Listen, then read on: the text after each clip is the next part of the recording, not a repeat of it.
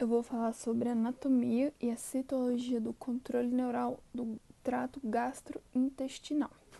O controle ele parte primeiramente do sistema nervoso autônomo. Em quais momentos?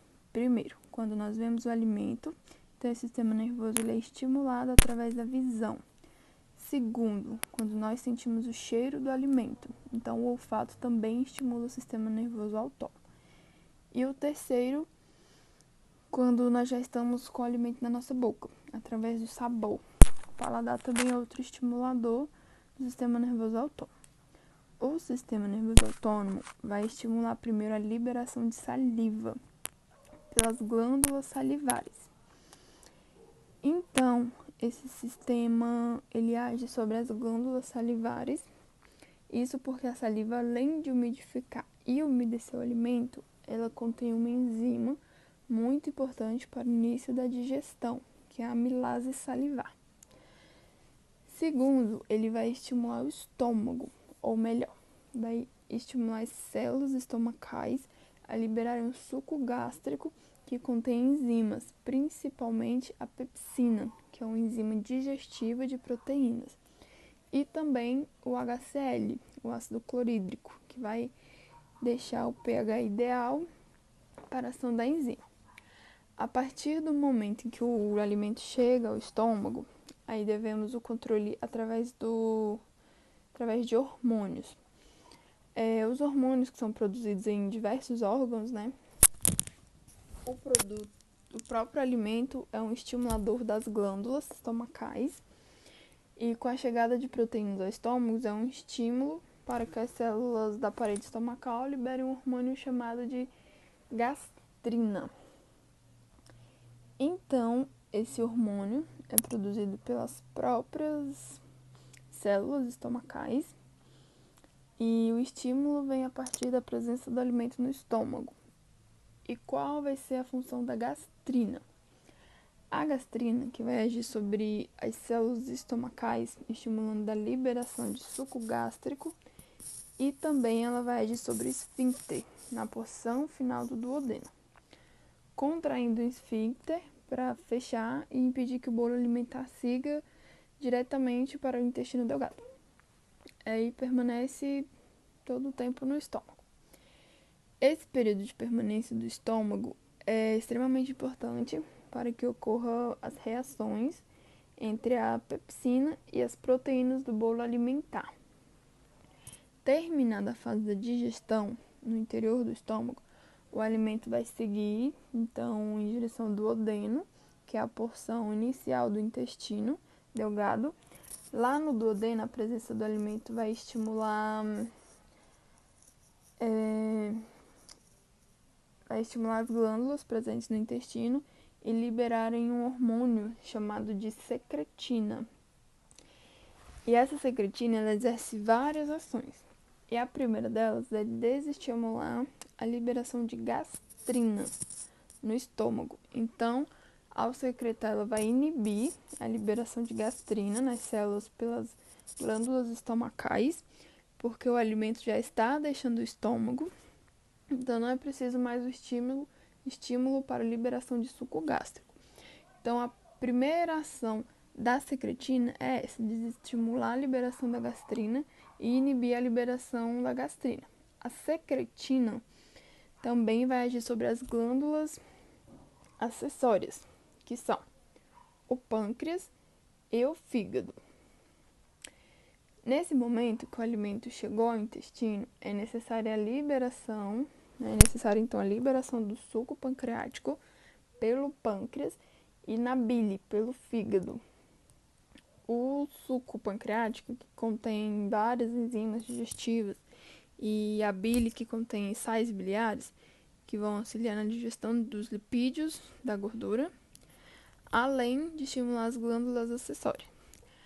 A secretina estimula o próprio intestino, as próprias glândulas intestinais, a liberarem o suco entérico, que também é rico em enzimas, para dar início à digestão no duodeno.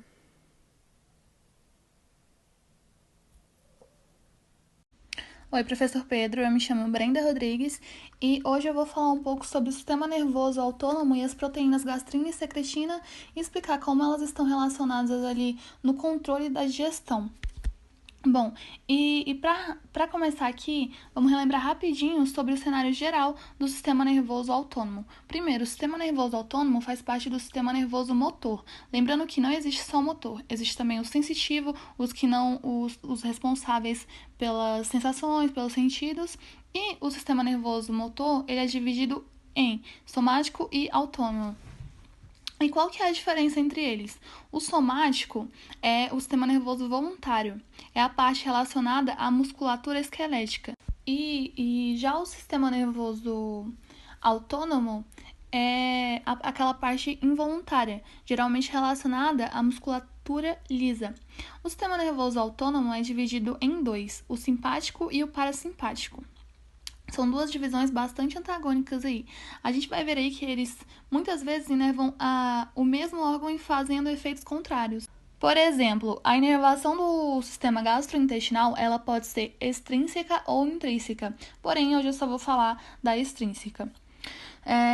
Bom, quando a gente fala de uma inervação extrínseca, a gente fala do sistema nervoso autônomo, que contém o sistema simpático, que inerva igualmente todo o trato gastrointestinal e inibe a atividade da camada muscular, exceto os esfíncteres. E o parasimpático, ele tem pouca inervação na boca e na faringe, mas no resto inerva como um todo. E normalmente ele tem uma ação excitatória e inibitória apenas nos esfíncteres.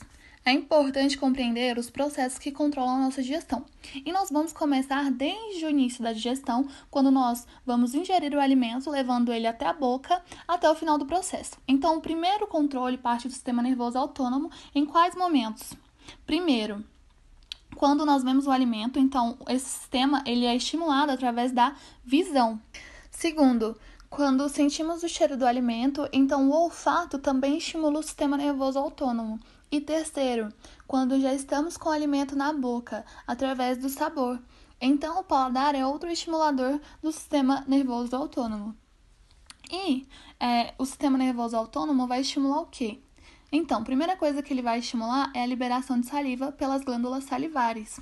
Isso porque a saliva, além de umedecer o alimento, ela contém aí uma enzima muito importante para o início da digestão, que é a amilase salivar. Segundo, ele vai estimular o estômago, ou melhor, vai estimular as células estomacais à liberação do suco gástrico, que contém enzimas, principalmente a pepsina, que é uma enzima digestiva de proteínas.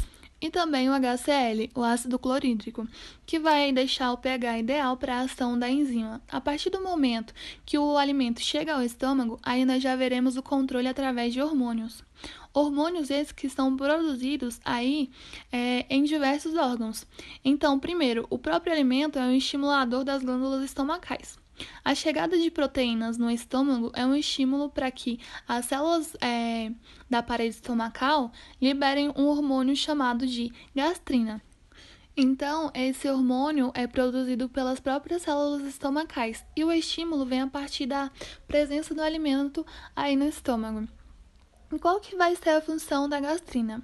Bom, a gastrina vai agir sobre as células estomacais, estimulando a liberação de mais suco gástrico e vai agir também sobre o esfíncter na porção final do estômago, contraindo o esfíncter para fechar e impedindo que o bolo alimentar siga diretamente para o intestino delgado, permanecendo um tempo no estômago. Esse período de permanência no estômago é extremamente importante para que ocorra a reação entre a pepsina e as proteínas do bolo alimentar. Terminando a fase da digestão no interior do estômago, o alimento vai seguir então em direção ao duodeno, que é a porção inicial do intestino delgado, certo? Bom, no duodeno, a presença desse alimento vai estimular as glândulas presentes no intestino a liberarem um hormônio chamado de secretina. E a secretina, ela exerce várias ações aí. A primeira delas é desestimular a liberação de gastrina aqui no estômago. Então, a secretina, ela vai inibir a liberação de gastrina pelas células, pelas glândulas estomacais. Isso porque o alimento já está deixando o estômago, então não é preciso mais o estímulo para a liberação de suco gástrico. Então, a primeira ação da secretina é essa, desestimular a liberação de gastrina. A secretina também vai agir sobre as glândulas acessórias, que são o pâncreas e o fígado. Nesse momento que o alimento chegou ao intestino, é necessário então a liberação do suco pancreático pelo pâncreas e da bile pelo fígado. Então, o suco pancreático contém várias enzimas digestivas e a bile que contém sais biliares que vão auxiliar na digestão dos lipídios, das gorduras. Além de estimular as glândulas acessórias, a secretina estimula o próprio intestino, as próprias glândulas intestinais, a liberarem aí o suco entérico, que também é rico em enzimas para dar início à digestão no duodeno. Sistema nervoso entérico. Vamos falar um pouco a respeito desse sistema, que também é conhecido como pequeno cérebro. Também é chamado de pequeno cérebro porque esse sistema, assim como o sistema nervoso, possui neurônios, possui neurotransmissores, neuromoduladores próprios, células da glia, barreiras de difusão e centros integradores, que é a sua própria rede de neurônio.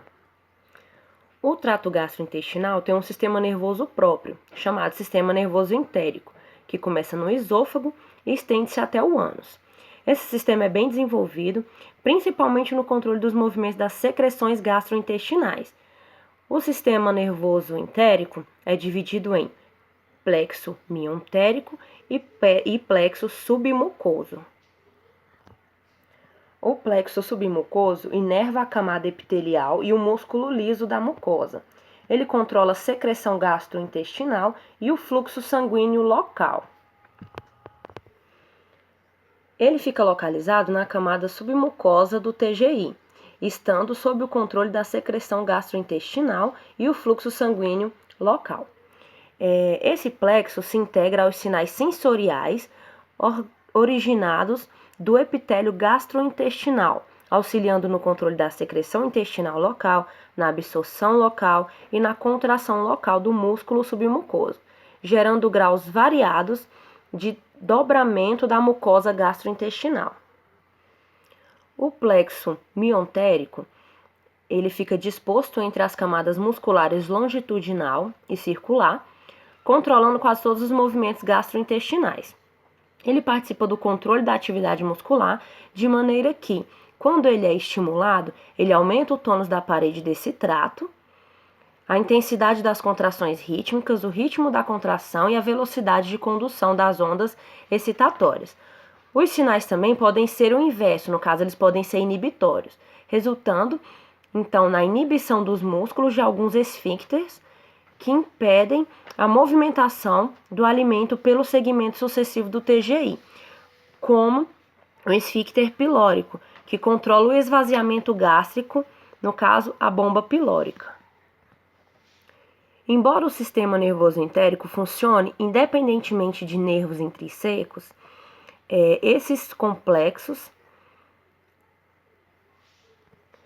Embora o sistema nervoso entérico funcione independentemente de nervos extrínsecos, esses plexos se conectam às fibras simpáticas e parasimpáticas. Sobre funções básicas do trato gastrointestinal, que está basicamente em transportar água, nutrientes, eletrólitos do meio ambiente externo para o meio ambiente interno.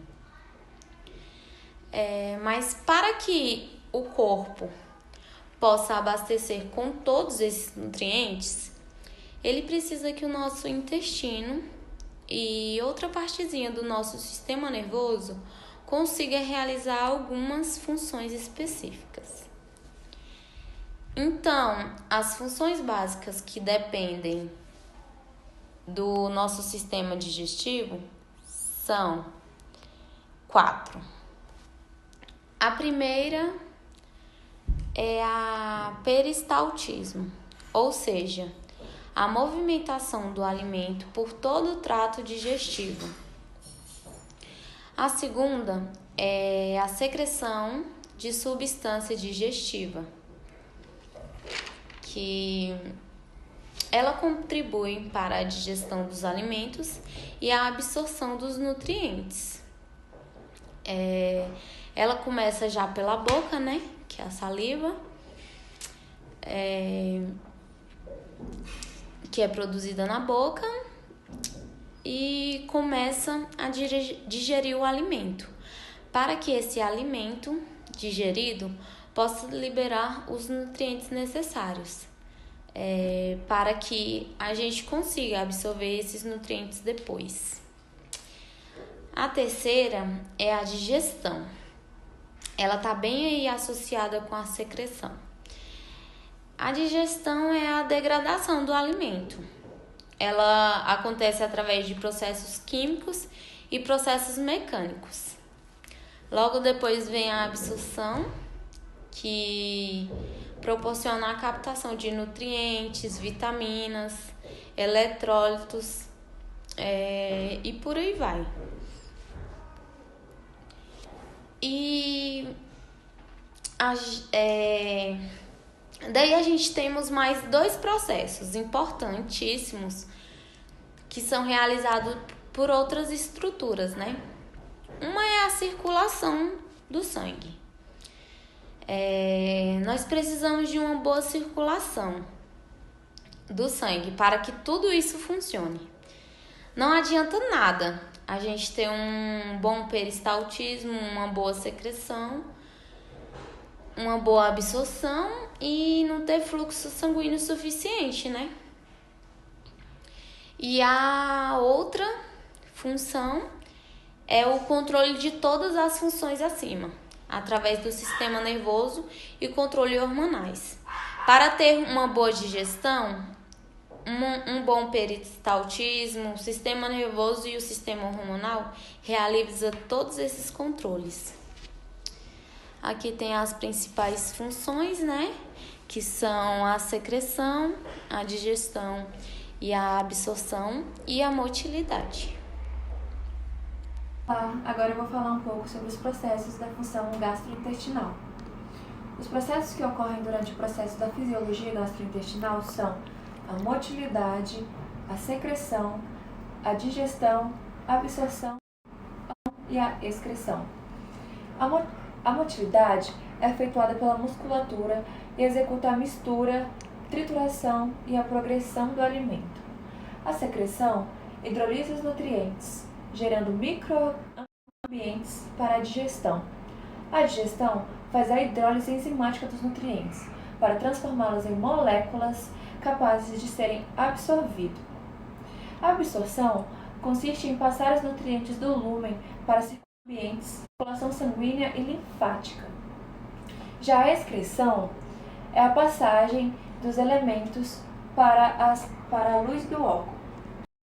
Boa noite, meu nome é Amanda e eu vou falar sobre a ingestão, a digestão e a absorção. Vamos começar lá do início, na fase cefálica. A fase cefálica é uma fase que ela faz estimulação sensorial, faz estimulação dos nossos pensamentos. Vamos imaginar uma maçã. Só que a gente está imaginando aquela maçãzinha, aquele hambúrguer, sentindo o cheiro, nosso estímulo já aumenta. Quando ocorre esse estímulo, vai ocorrer um outro estímulo que se chama estímulo vagal. Esse estímulo vagal vai fazer o aumento da acetilcolina. E a acetilcolina vai aumentar a secreção da gastrina, que também vai aumentar a secreção do ácido gástrico. Agora, nós vamos falar da deglutição. A deglutição, ela é a passagem do alimento que vai para o esôfago através da faringe. A deglutição, ela tem 20 músculos, sendo da boca, da garganta e do esôfago. Para você fazer a deglutição, você precisa ter uma boa coordenação motora com a respiração, já que as duas utilizam da mesma área, que é a faringe, a mesma via. Elas utilizam a mesma via. Caso ocorra uma falha nesses processos, pode acabar acarretando uma asfixia ou então uma aspiração pulmonar. Agora, nós vamos falar sobre a fase oral. A fase oral é quando a língua se movimenta para o auxílio do alimento com a ajuda da saliva. A saliva, ela é enviada pelas glândulas salivares, ela tem o poder cicatrizante também, ela faz a diluição da comida, ela ajuda nesse processo de digestão da fase oral. Fazendo um bolo alimentar, esse bolo é empurrado para a faringe. Chegando na faringe, que é uma fase bem complexa de deglutição, várias estruturas atuam nesse processo de deglutição, que eu vou citar alguns. Por exemplo, as pregas vocais se fecham para proteger as vias aéreas, a língua faz o bloqueio para a cavidade oral, evite que a comida volte para a boca. O palato mole faz o bloqueio para que a comida vá para a cavidade nasal, que é o nariz, né? E a faringe vai para cima, onde ocorre a inclinação da epiglote, que fecha a entrada da traqueia. Caso ocorra uma falha aí, também pode ser fatal da comida ir para o pulmão, entendeu? Então, agora... e o bolo alimentar é levado para o estômago pelo esôfago também. Agora, nós vamos falar sobre a fase gástrica, que também é uma fase bem complexa. A fase gástrica se inicia com a chegada do bolo alimentar no estômago, que entra em contato com a mucosa pela distensão das paredes e resulta um maior estímulo coligênico que entra em contato com a gastrina. E entrando em contato com a gastrina, irão estimular a liberação de histamina e uma potencialização da acetilcolina e gastrina. Agora vamos para a fase intestinal. A fase intestinal é responsável por 10% da secreção. Quando o quimo chega no duodeno, acontece a diminuição no pH, o que ocasiona o aumento da acidez que estimula a secretina, provocando a diminuição de motilidade gastrointestinal. E finalizamos por aqui. Os estímulos gustativos, olfativos e visuais desencadeiam um reflexo que utiliza o vago para a estimulação de várias vias que, a nível da mucosa, levam à produção da secreção. Há diversas áreas no SNC operando no controle da secreção. Certamente no hipotálamo dessas áreas, essa fase foi estudada com a coleta da secreção gástrica em animais com fístula esofágica. Os estímulos para o reflexo são mecânicos, a distensão, e químicos, que são pH, aminoácido, peptídeos e o CA2. Os receptores são neurônios que integram arcos reflexos locais ou longos, abrangendo o SNC, ou as próprias células endócrinas. No caso, as G, produtoras de gastrina, o estímulo à secreção dá-se neurônios colinérgicos, gastrina e histamina. A entrada do alimento no duodeno leva por circuitos neurais e endócrinos a modificação da atividade motora e secretora do estômago. E os peptídeos e aminoácidos no duodeno estimulam a liberação de gastrina e oxentina, que aumenta a motilidade e a secreção gástricas. Se o pH, o quimo que penetra o duodeno, é menor que 5, a liberação de secretina e de GIP, que ao inibir a liberação de gastrina, reduz a secreção gástrica. E a gordura estimulam o duodeno a secretar CCK, que, sendo um agonista um pouco potente para o receptor de gastrina, inibe a ação deste. E o outro hormônio inibitório ainda é desconhecido quimicamente, é a bubogastrona.